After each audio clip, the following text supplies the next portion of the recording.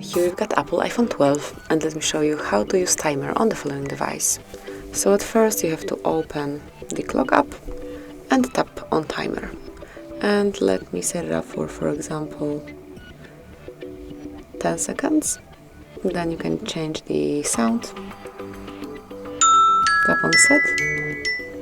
And now let me just start it. And if you lock your device, you will be able to see that it will alarm you once the time is out.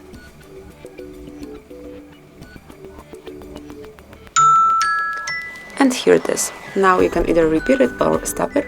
I will repeat it, and now you can see that also if you are using your device, it will override the action. So let me go, for example, to the calendar. Let's check anything, and you can see that it's already ringing, so we can open it, and now it's deactivated. So that will be all. So you can activate and use timer. Enjoy. Thank you for watching. Please subscribe our channel and leave the thumbs up.